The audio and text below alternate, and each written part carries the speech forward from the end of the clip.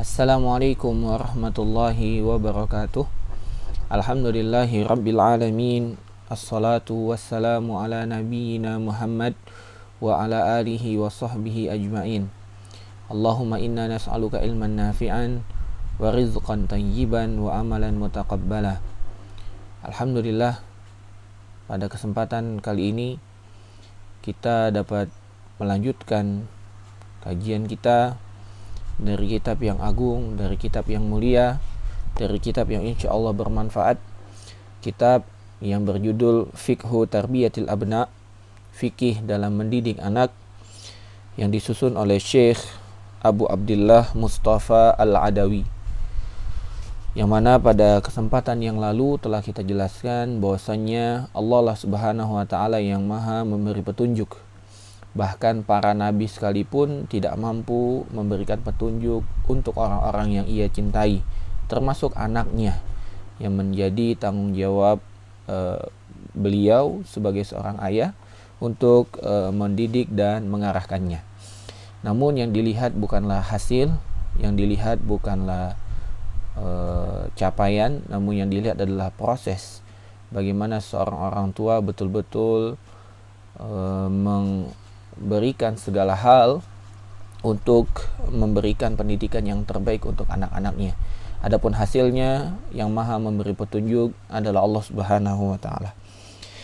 Jamaah sekalian, para pendengar yang semoga dimuliakan Allah Subhanahu wa Ta'ala, sebelum kita melanjutkan kajian kita dari kitab yang bermanfaat ini, tidak lupa marilah kita panjatkan puja dan puji syukur kita kepada Allah Subhanahu wa Ta'ala atas limpahan nikmat dari Allah Subhanahu wa Ta'ala. Kita masih dapat melakukan aktivitas-aktivitas yang bermanfaat. Salah satunya adalah aktivitas dalam mengikuti kajian, menyimak kajian, atau memperdalam ilmu agama, menambah wawasan kita dalam ilmu agama dalam bentuk kajian yang seperti ini. Alhamdulillah, kondisi pandemi sama sekali tidak menghalangi kita untuk dapat mengambil momen untuk memperkaya diri dengan wawasan-wawasan keislaman, terutama dengan tema yang kita bahas ini adalah tema tentang bagaimana mendidik anak. Dan yang maksud dengan mendidik anak bukan hanya mendidik anak yang kecil, namun mendidik anak yang dewasa juga termasuk, bahkan yang sudah menikah, bahkan yang sudah punya cucu sekalipun, mereka tetaplah anak-anak kita, ya.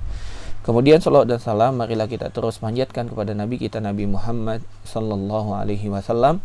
Dengan kita banyak bersalawat, sejatinya kita membuktikan cinta kita kepada Nabi kita Muhammad sallallahu alaihi wasallam. Ketahuilah bahwasanya seseorang apabila telah mencintai seseorang, maka ia tidak akan pernah meninggalkan untuk mengucapkan orang yang dia cintai tersebut. Maka hendaklah kita basahi lisan kita untuk bersalawat kepada beliau, Allahumma sholli ala Muhammad wa ala ali Muhammad, sebagai bentuk kita mencintai beliau, dan semoga kita dapat bertemu beliau nanti di hari kiamat, bertemu dengan beliau di surga Firdaus yang tinggi.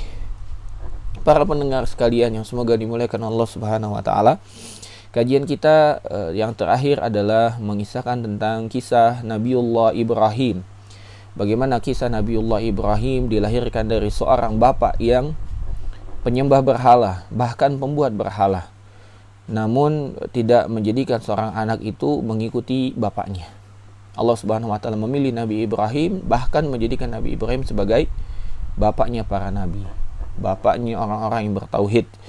Dari Nabi Ibrahim keluarlah generasi-generasi terbaik, yaitu Nabi Ismail dan Nabi Ishak alaihissalam. Dan dua nabi ini adalah bapaknya para nabi. Ya, semua nabi-nabi berasal dari Nabi Ishak, dan Nabi Muhammad adalah merupakan keturunan dari Nabi Ismail alaihi wassalatu wassalam. Kemudian kita lanjutkan apa yang disampaikan oleh penulis dalam kitab ini, yang mana penulis mengatakan di sini tentang kisah Nabiullah Yusuf.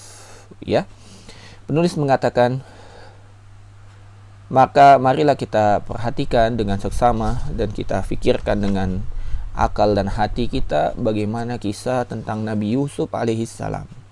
Ya, beliau adalah seorang yang Masya Allah Subhanahu wa Ta'ala ciptakan dengan penciptaan yang sempurna. Allah berikan ketampanan, yang paling tampan, ya. Bahkan Allah Subhanahu wa taala jadikan Nabi Yusuf makhluk yang paling indah, makhluk yang paling tampan di antara manusia. Ya. Bahkan dikatakan Nabi Yusuf memiliki setengah ketampanan dari semua dunia ini. Ya. Namun apa yang terjadi? Orang baik, anak dari seorang nabi dan dia sendiri nabi, yulqa fi ghayabatil jubb. Namun Yusuf alaihissalam bahkan dicemplungkan ke dalam sumur. Ya. Bahkan sebelumnya direncanakan untuk dibunuh oleh saudara-saudaranya sendiri yang sama-sama merupakan anak dari seorang nabi. Tahuilah bapak Nabi Yusuf adalah Nabiullah Ya'qub alaihissalam. Ya. Yaltaqithu ba'du sayyarah. Setelah dia dimasukkan ke dalam sumur, Nabi Yusuf diambil oleh sebagian musafir. Yuba'u fi aswaqir raqiq wal 'abid. Bukan hanya dipungut oleh orang-orang yang datang dalam safar yang sedang mengambil air, bahkan dia dijual di pasar-pasar budak. Yu'khadz ila qusuril muluk. Namun Allah Subhanahu wa taala jadikan ketika di pasar tersebut, Allah Subhanahu wa taala dengan takdirnya menjadikan Nabi Yusuf bahkan bisa masuk ke dalam istananya seorang raja. Ya. Namun ternyata hal itu bukan akhir dari sebuah penderitaan seorang Nabiullah Yusuf. Beliau diuji dengan Imra'atul Aziz turawiduhu an nafsiha. Dia diuji dengan fitnah seorang wanita, istri dari seorang raja, yang menawarkan dirinya untuk Nabi Yusuf. Wa ya'ba wa yamtani. Namun Nabiullah Yusuf menolak dan berpaling. Karena itu dia dijebloskan ke dalam penjara dalam waktu yang lama. Bid'i sinin, dalam waktu yang puluhan tahun atau sekian tahun. Bersanding dengan orang-orang yang terpaksa juga dimasukkan ke dalam penjara, orang-orang pemabuk, para pencuri, dan semua pelaku-pelaku kejahatan. Hakadha takunu sujun fil ghalib sudunul janain. Demikianlah kondisi penjara yang kita ketahui. Nabiullah Yusuf, orang baik, dijebloskan ke dalam penjara. Ya. Qudifa Yusuf fi hadhihi al-aswad wa tara min hifdhihi. Ya. Nabiullah Yusuf diselamatkan dari sekian mara bahaya yang menimpanya.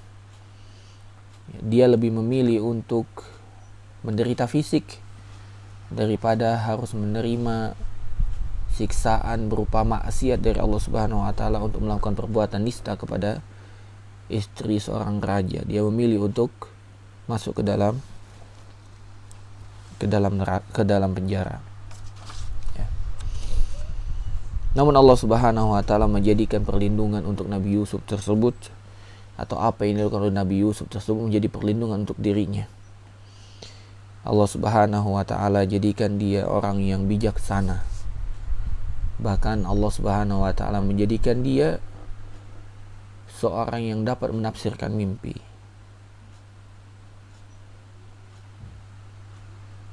Namun mari kita lihat apa yang terjadi dengan Nabi Yusuf sehingga Nabi Yusuf dikisahkan oleh Syekh penulis di sini dalam kisah mendidik anak.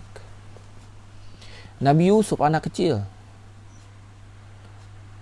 karena kecintaan ayahnya kepada dirinya, Nabi Yusuf harus dibenci oleh kakak-kakaknya, sehingga Nabi Yusuf harus dibuang ke dalam sumur. Diambil oleh orang yang datang, dijual di pasar budak, dimasukkan ke dalam istana, difitnah sehingga masuk ke dalam penjara bersama para penjahat di dalam penjara. Namun ternyata Nabiullah Yusuf tumbuh menjadi orang yang bijaksana, tumbuh menjadi orang yang ingat kepada Tuhannya Allah Subhanahu wa taala, tumbuh menjadi orang yang dapat menafsirkan mimpi. Wa huwa wahidun gharibun taridun la aban ma'ahu. Sedangkan dia saat itu kondisinya adalah sendiri. Dia adalah orang asing, tidak kenal siapapun, bahkan tidak ada sosok ayah di sampingnya. Tidak ada sosok ayah di sampingnya. Wala umman, juga tidak ada ibu. Wala akhan ma'ahu, dan juga tidak ada saudara di sana. Wala ukhtan, dan tidak juga ada saudari di sana. La amman ma'ahu wala khal, tidak ada juga paman dari bapak ataupun paman dari ibu. Wala aqarib lahu walal ajdad, tidak juga ada karib kerabat dan tidak juga ada kakek-kakek, enggak ada. Sendiri, Nabi Yusuf sendiri di dalam penjara. Manilladzi 'allamahu, siapa yang mengajarkan Nabi Yusuf sehingga menjadi sosok yang bijaksana, kemudian takut kepada Allah Subhanahu wa taala?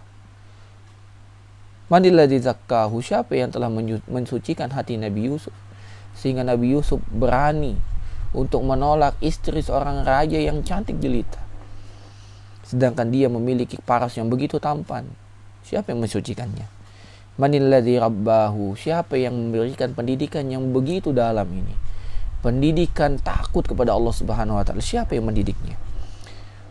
Wa man dzalladzi ra'ahu, dan siapa yang menjaga Nabi Yusuf ketika dijemplungkan ke dalam sumur dia tetap selamat?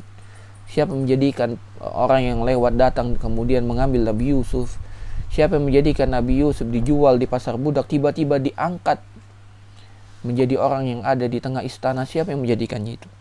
Innahu Allah Subhanahu wa taala, dialah Allah Subhanahu wa taala. Dialah Allah Subhanahu wa taala.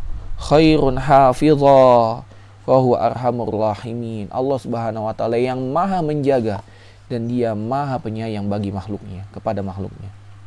Allah Subhanahu wa taala. Nabi Yusuf, tidak ada sosok ayah, tidak ada sosok ibu, tidak ada sosok karib kerabat, tidak ada. Tidak ada. Namun Nabi Yusuf tumbuh menjadi orang yang luar biasa. Jadi orang yang betul-betul terbina, hatinya terbina. Subhanallah. Allah Subhanahu wa taala yang menjaga. Maka ini bukanlah kekhawatiran untuk kita. Sebagian orang tua khawatir ketika dia meninggal bagaimana kondisi anaknya, tidak. Sebagian orang tua lain mengatakan, ya Allah Subhanahu wa taala, kami tidak memiliki ilmu agama, kami juga tidak memiliki kemampuan, siapa yang akan mendidik anak kami? Tidak. Yang harusnya kita bangun adalah kepercayaan kepada Allah Subhanahu wa taala. As-siqah billah. Kita betul-betul yakin kepada Allah Subhanahu wa taala. Kita pasrahkan semuanya kepada Allah Subhanahu wa taala. Ketika kita betul-betul pasrah, kita yakin bahwasanya Allah Subhanahu wa taala akan mengijabah doa-doa kita. Kita memohon kepada Allah, Rabbi habli minas shalihin, ya Allah berikan kepada kami anak yang soleh. Maka jujurlah kepada Allah Subhanahu wa taala, Allah akan penuhi apa yang kita minta. Nabi kita Muhammad SAW dalam sebuah hadis mengatakan, intasduqillah yasduq. Apabila engkau betul-betul jujur kepada Allah, Allah akan penuhi apa yang engkau ucapkan tersebut, apa yang engkau niatkan tersebut, apa yang engkau azamkan tersebut, apa yang engkau betul-betul usahakan tersebut. Intasduqillah yasduqka. Jika engkau betul-betul jujur, Allah akan penuhi kejujuran tersebut.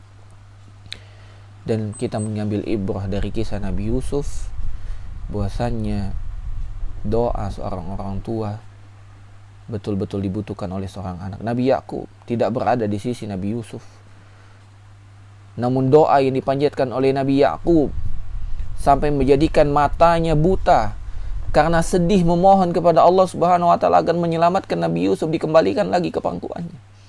Doa yang jujur, doa yang dipanjatkan dengan penuh keyakinan, doa yang dipanjatkan dengan penuh tadarru', merendahkan diri kepada Allah Subhanahu wa taala. Doa itu yang dibutuhkan oleh seorang anak. Doa yang betul-betul keluar dari hati seorang ayah, dari hati seorang ibu. Itu yang dibutuhkan oleh seorang anak. Bukan fasilitas semata, bukan materi semata, namun doa yang betul-betul muncul dari dalam hati orang tua, itu yang dibutuhkan oleh seorang anak. Kemudian penulis membawakan kisah yang lain, yaitu kisah Nabi Musa alaihissalam. Wa ma huwa Musa alaihissalam tiflun radhi. Dan bagaimana lagi dengan kisah Nabi Musa? Nabi Musa lahir di suatu komunitas yang mana komunitas tersebut akan menyembelih semua anak laki-laki, Dan Nabi Musa lahir di tahun penyembelihan anak laki-laki.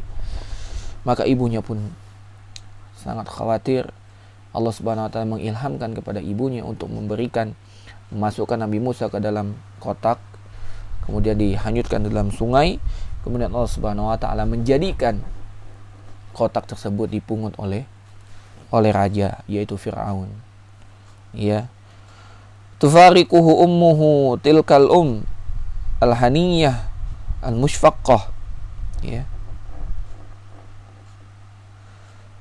Nabi Musa alaihissalam begitu lahir butuh susuan, harus dipisahkan, ya, dari ibunya yang begitu mencintai dia. Namun bagaimana Allah Subhanahu wa taala menjadikan Nabi Musa dapat kembali ke pangkuan ibunya. Padahal Nabi Musa harusnya dibunuh tahun itu, ya. Tsumma yaltaqitu ahluz zulmi wal baghi wal qatli wal udwan. Namun Allah Subhanahu wa taala menjadikan ketika ibunya melarungkan anaknya ke dalam sungai, Allah Subhanahu wa taala menjadikan musuh Allah, yaitu Fir'aun, ya, merupakan orang yang berbuat zalim, berbuat kesewenang-wenangan, membunuh dan membuat kerusakan, itu yang akan mengasuh Nabi Musa alaihissalam. Yaltaqitu alu Fir'aun.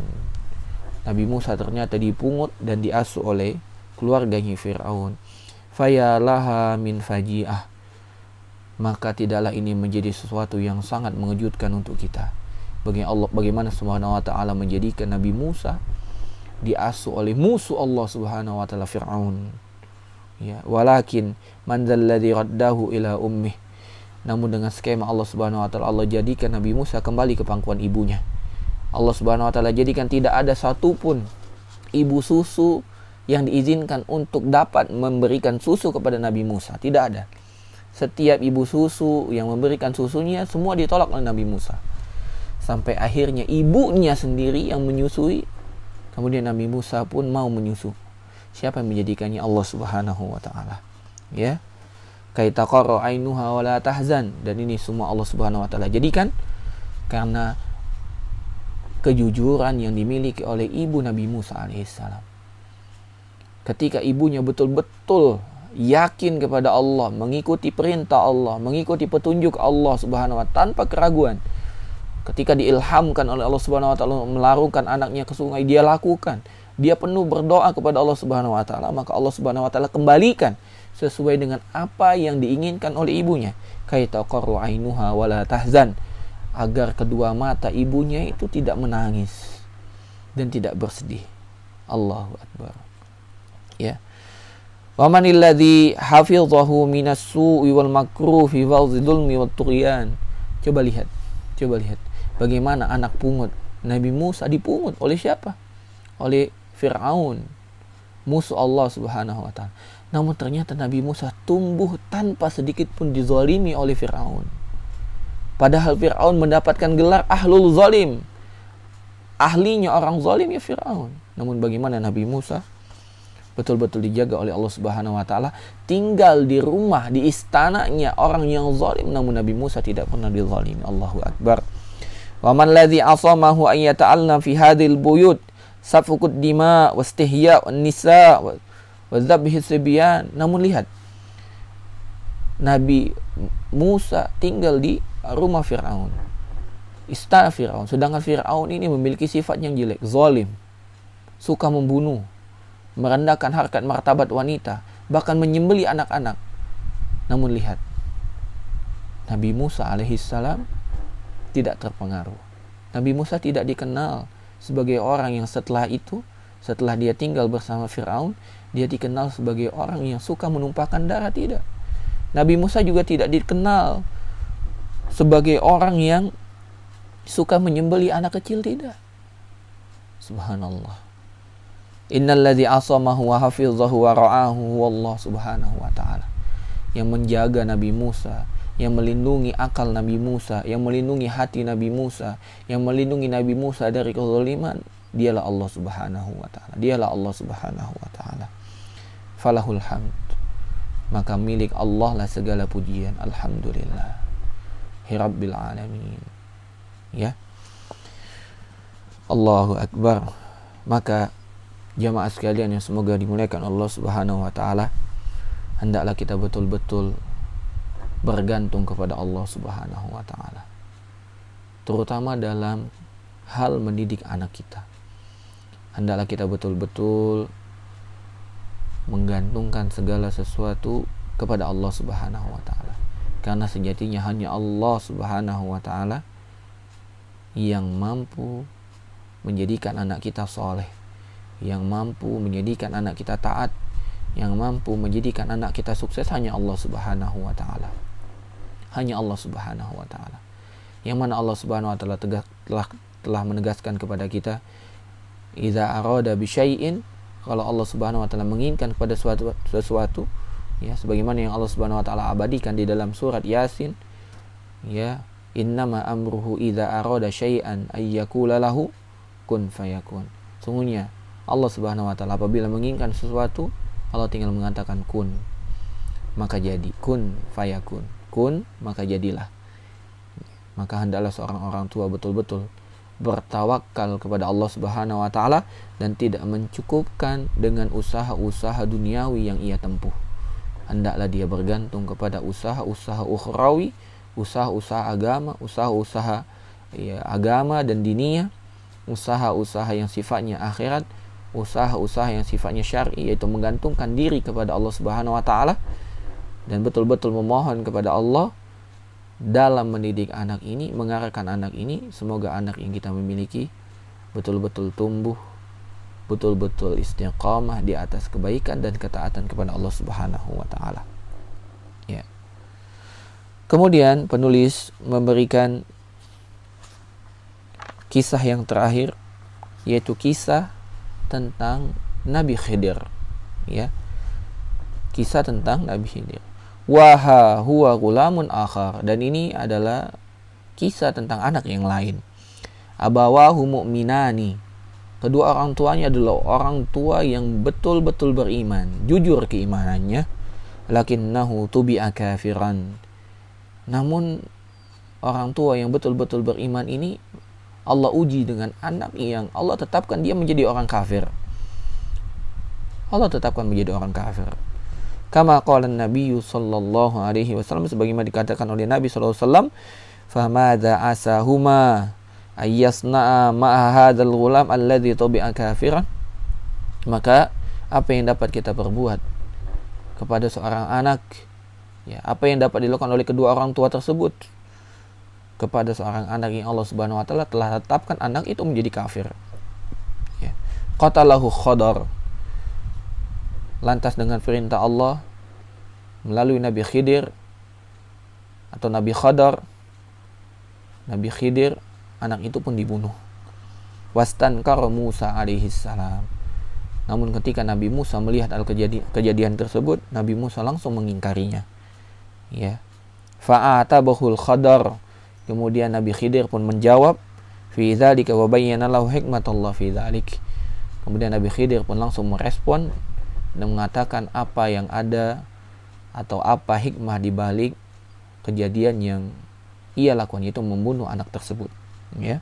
Allah Subhanahu wa taala abadikan di dalam surat Al-Kahfi, fantalaqa, maka mereka berdua, Nabi Khidir dan Nabi Musa pun berlalu atau berjalan. Hatta idza laqiya gulaman faqatalah.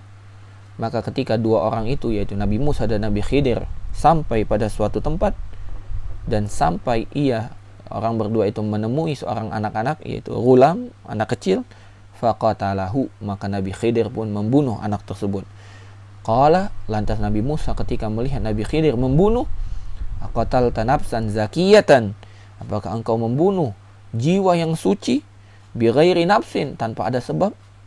Ya, laqad ji'ta syai'an nukra, sungguh engkau telah mendatangi atau sungguh engkau telah mendatangkan perkara yang mungkar, perkara yang diingkari. Qala alam aqul laka. Maka Nabi Khidir pun menjawab, wahai Nabi Musa, ingat, aku telah memberikan syarat kepadamu, ya, untuk bersabar ketika mengikuti aku, dan engkau tidak akan sanggup, namun engkau mengatakan engkau akan sanggup. Ini buktinya, engkau tidak sanggup sehingga engkau bertanya. Lan tastati'a ma'iya sabra, engkau tidak akan mampu bersabar, ya, tentang hal ini, kata Nabi Khidir.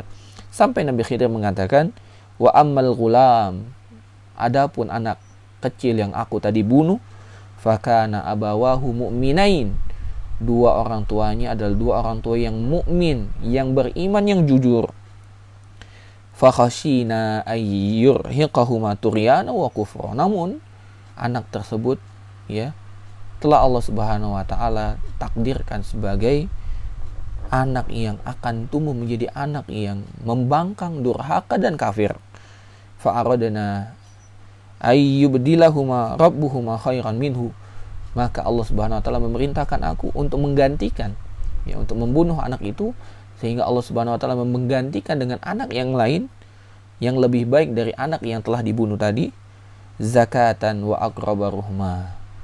Itu anak yang zakatan, yaitu anak yang suci, dan aqraba ruhma, ya. Maka inilah jamaah sekalian yang semoga dimuliakan Allah Subhanahu wa taala, bisa jadi kedua orang tua soleh, namun Allah Subhanahu wa taala mentakdirkan lain. Allah tetapkan anaknya menjadi anak yang kafir.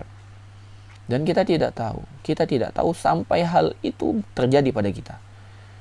Dan ketika hal itu terjadi sampai bersama kita, kita tidak boleh putus asa. Sampai kapan? Sampai anak itu meninggal atau sampai kita yang meninggal. Jangan sampai kita mengatakan anak kita kafir, kemudian kita tidak dakwahkan. Sampai kapan? Sampai dia meninggal atau sampai kita meninggal. Itu yang dimaksud. Ya. Wala nadhabu ba'idan fa nabiyuna wa habibuna Muhammad sallallahu alaihi wasallam. Mari kita lihat dengan sosok kehidupan Nabi kita. Nabi kita tercinta Nabi Muhammad sallallahu alaihi wasallam, sayyidu waladi Adam. Ya, penghulunya anak-anak keturunan Nabi Adam. Ya. Ketuanya, pembesarnya, ya, sayyidnya, anak keturunan Nabi Adam. Nasya'a yatiman. Mari kita ingat bahwasanya Nabi kita Muhammad SAW lahir dalam kondisi yatim. Bukan yatim ketika dia kecil, tapi yatim ketika lahir. Ya. Bahkan bukan hanya yatim bapaknya, di umur 6 tahun dia harus kehilangan ibunya. Sallallahu alaihi wasallam. Wa nasya'a faqiran. Bukan hanya yatim, bukan hanya ditinggal ibunya, namun dia harus hidup dalam kemiskinan, bahkan kefakiran. Kadzalika faman dzalladzi hafizah. Namun kita lihat bagaimana Nabi SAW betul-betul dijaga akalnya. Biasanya anak yang tidak memiliki ayah, nggak memiliki ilmu, ibu, bahkan hidup dalam kondisi fakir, biasanya tidak memiliki harapan. Namun Nabi SAW menjadi orang besar. Ya. Manil ladzi yahfazuhu? Siapa yang menjaga Nabi SAW? Wa qadhafa fi qalbihi al-iman, yang melemparkan ke dalam hatinya keimanan. Wa auha ilaihi al-Quran, bahkan dimasukkan ke dalam hatinya Al-Quran. Innahu Allah Subhanahu wa taala. Yang menjadikan itu semua adalah Allah Subhanahu wa taala. Falahun ni'mah. Inilah nikmat dari Allah Subhanahu wa taala. Walhul fadl, dan inilah keutamaan yang Allah Subhanahu wa taala berikan. Walahus tsanaul hasan, dan milik Allah Subhanahu wa taala pujian-pujian yang begitu indah dan begitu agung. Jemaah sekalian, semoga dimuliakan Allah Subhanahu wa taala. Setelah kita membaca kisah-kisah ini, diharapkan kita betul-betul mengambil ibrah bahwasanya peran orang tua adalah peran yang paling penting. Namun, walaupun peran orang tua adalah peran yang paling penting, namun orang tua bukanlah yang memiliki kuasa untuk menentukan anaknya menjadi apa. Yang memiliki kekuasaan penuh atas anak kita adalah Allah Subhanahu wa taala. Maka kami mengajak, marilah kita betul-betul jujur dalam mendidik anak kita. Betul-betul jujur dalam kita mendidik anak kita. Karena Nabi SAW mengatakan, intasduqillaha yasdukka. Jika engkau betul-betul jujur, Allah akan penuhi semua niat jujur tersebut. Kalau kita betul-betul ingin jujur, anak kita menjadi anak yang soleh, maka Allah akan penuhi anak kita menjadi soleh. Kalau kita betul-betul jujur, Allah Subhanahu wa taala akan penuhi semuanya. Andai pun Allah Subhanahu wa taala tidak memberikan apa yang betul-betul jujur untuk kita, maka ketahuilah Allah Subhanahu wa taala memiliki rahasianya. Karena para nabi pun mengalami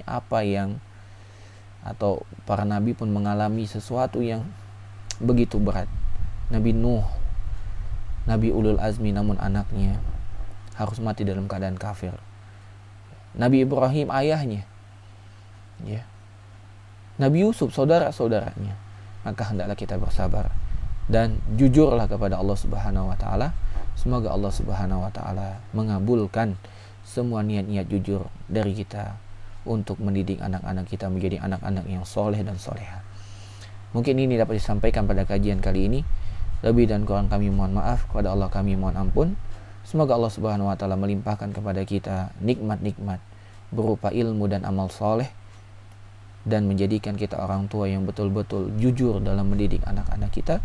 Dan semoga Allah Subhanahu wa taala kabulkan kejujuran kita dalam bentuk anak-anak kita menjadi anak yang soleh dan soleha. Mari kita tutup dengan doa Rabbana hab lana min azwajina wa dzurriyyatina qurrata a'yun waj'alna lil muttaqina imama. Rabbana hab lana minas solihin. Rabbana hab lana minas solihin. Ini dapat disampaikan. Kita tutup dengan doa kafaratul majlis. Subhanakallahumma wa bihamdika asyhadu an la ilaha illa anta astaghfiruka wa atubu ilaik. Assalamualaikum warahmatullahi wabarakatuh.